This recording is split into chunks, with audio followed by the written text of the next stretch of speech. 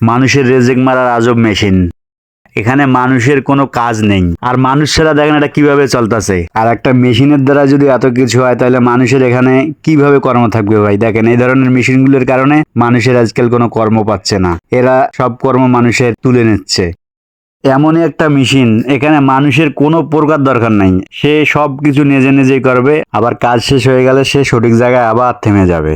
আবার ডিজাইনগুলো দেখেন, মানুষের দ্বারাই আবার এই ডিজাইনগুলো কখনো সম্ভবও না। তো এখন দেখেন কিভাবে সে ডিজাইনগুলো করতেছে। আগের জামানায় কখনো কিন্তু আগের মানুষ এই ধরনের মেশিন দেখে নাই, আমাদের জামানায় তো আমরা এগুলো দেখতাছি।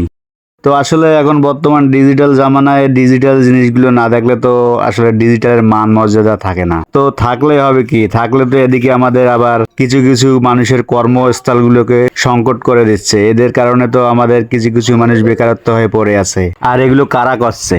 এগুলো সব চায়নার খেল ভাই। চায়না আমাদের অনেক উপকার করেছে, আবার ভেতরে ভেতরে অনেক আমাদের ক্ষতি করেছে। আর এগুলো ক্ষতি কার হয়েছে জানেন ভাই? আমাদের মতন মধ্যবিত্ত এবং দিনমজুরি লোক যারা আছে তাদের জন্য চায়না আমাদের ক্ষতি করেছে। আর কাদের জন্য উপকার করেছে জানেন? যারা হাই কোয়ালিটির লোক, ভালো ভালো সোসাইটির অনেক টাকাওয়ালা, তাদের জন্য চায়না বিশাল একটা উপকার করেছে। সব মিলিয়ে দেখতে অনেক ভালো একটা জিনিস। তা যাই হোক, এটা আসলে ক্ষতির কিছু নাই। তো সবাই এখন আমরা এই জামানায় এগুলো জিনিস দেখতে পাচ্ছি যেগুলো আসলে আমরা কখনো কল্পনা করতে পারিনি, যেগুলো কখনো আমরা ভাবতে পারিনি আসলে আমাদের জামানায় এগুলো আসবে। চায়নার এই বুদ্ধিগুলো দেখলে মাঝে মাঝে আমার অবাক লাগে যে আসলে এটা কিভাবে সম্ভব। একটা মানুষের যেভাবে করার দরকার সেই কাজগুলো একটা মেশিনের দ্বারাই করাচ্ছে। আসলে চায়না কোম্পানি, তুমি অনেক ধন্য বাংলাদেশের মানুষের জন্য। তুমি যা বাংলাদেশের উপকার করেছো তা হয়তো বাংলাদেশের মানুষ কখনো ভুলে যাওয়ার মতন নয়। তো বন্ধুরা, আসলে আমি কি জন্য ভিডিওটা করেছি, আমরা যে অটোবির মালগুলো কিনি, খাট, সুকেস, ওয়ার্ড্রোব, টেবিল, তারপরে ড্রেসিং, এই মালগুলো কিন্তু এই যে এইভাবে তৈরি করা হয়, এইভাবে ডিজাইন করে, এইভাবে তৈরি করে আমাদেরকে রং করে খুব সুন্দর একটা প্রলোভ দেখিয়ে আমাদেরকে অনেক টাকা পয়সা দিয়ে ওই অটোবির মালগুলো কিনতে হয়।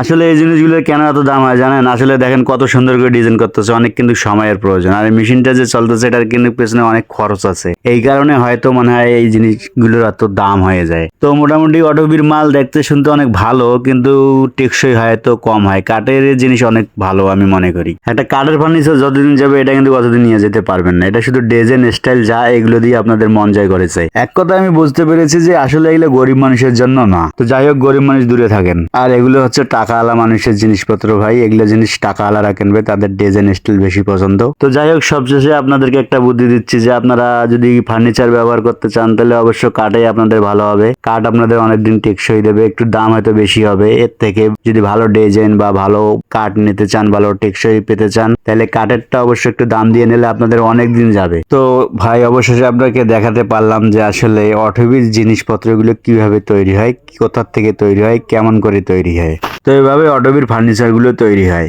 এভাবে তৈরি হয়, আর এখান থেকে ডিজাইন করে আপনাদের বাজারজাত করে। আমি আসলে আপনাদেরকে সব ডিজাইনটা দেখাতে পারছি না, কারণ ফুল ডিজাইনটা আপনাদের দেখাতে গেলে ভিডিওটা অনেক বড় হবে। আমি এত বড় ভিডিও বানাতে চাচ্ছি না, কারণ আমার আসলে ফ্যান ফলোয়ার কম, তো এত বড় ভিডিও আমার দর্শক হয়তো দেখবে না, এই জন্য আমি এত বড় ভিডিও বানাতে চাই না। যতটুকু পেরেছি আপনাদের দেখার জন্য। যাই হোক, ভিডিও ভালো লাগলে অবশ্যই আমার ভিডিওতে লাইক, কমেন্ট, শেয়ার করে আপনারা আমার পাশে থাকবেন, এবং আমার ভিডিওগুলো কেমন লাগে অবশ্যই কমেন্টে জানাবেন। আপনাদের জন্য আমি এত কষ্ট করে ভিডিও বানাই, আপনারা যদি আমাদেরকে সাড়া না দেন তাহলে তো ভিডিও বানার আগ্রহই থাকে না আমাদের। তো অবশ্যই অবশ্যই আমার ভিডিওটাতে কি রকম হলো, কেমন হলো অবশ্যই জানাবেন। তো দর্শক, দেখলেন তো চায়না আমাদের কিভাবে গরিব মানুষের রেজেক মেরেছে। তো যাই হোক, কারোর জন্য উপকার হয়েছে, তো দুটো মিলিয়ে অনেক ভালোই আছে, পুরো দোষটা দেওয়া যাবে না। তো ভালো থাকবেন, সুস্থ থাকবেন, আল্লাহ হাফেজ।